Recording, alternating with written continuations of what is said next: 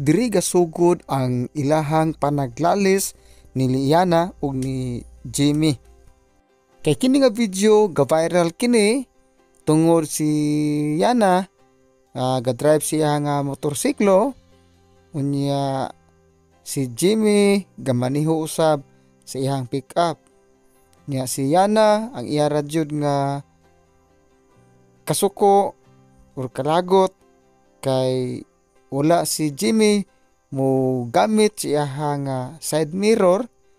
Dipinsa naman po ni Jimmy nga lubak-lubak ang dalan.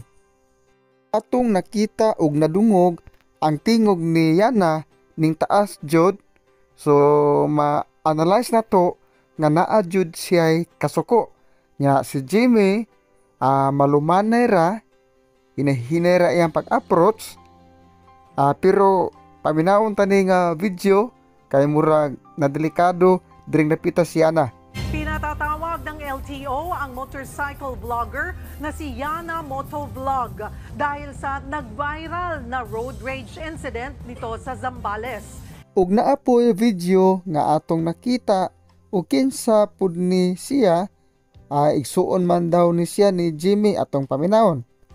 Ako po si Nordito Pascua, brother po ni Mr. Jimmy Pascua, which is sa incident po ng rough road. Ayan. So, this is calling to Yana for this live on FB.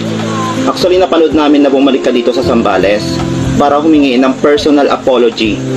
Unfortunately, hindi kayo nag-usap ni Kuya. Ito lang ang sasabihin ko sa iyo, Aliana.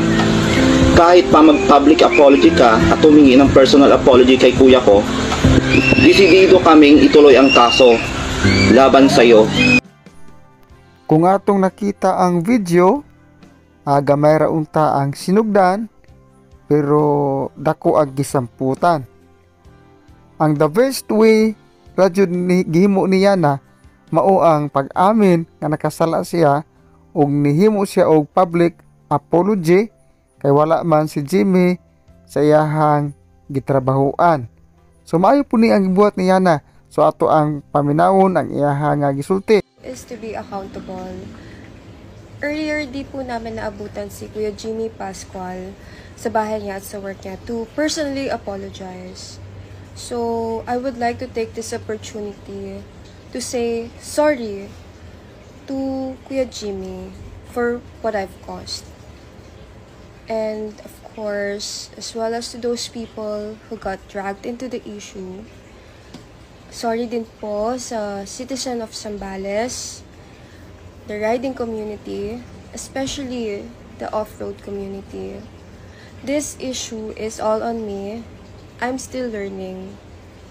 This one especially the hard way. I promise to be more patient next time, especially on the road. And I'll listen to my ates and kuyas more. Na-feel ko na po yung mundong maraming galit and ayoko na pong maulit po yun. Again, sorry po at pasensya po ulit. Maraming salamat po. Sa pagkakaroon, nangayagsuri si Yana ni Jimmy. So Jimmy, wala pa po'y update kung dawaton ba niya ang suri. Sa atong laging nakita sa senaryo nga naayusa ka kaliwat, iksuon ba ni niya nga nag-ingon nga mopakaso sila. Nya naabot naman ni og news. So as a netizen, mustap lang po ta kritik both side kay diha sa tong pagkritik watak hebalo nga nakasakit na ta sa kabubuton ni Yana or ni Jimmy. Og kini nga video that is reaction, credit to the owner.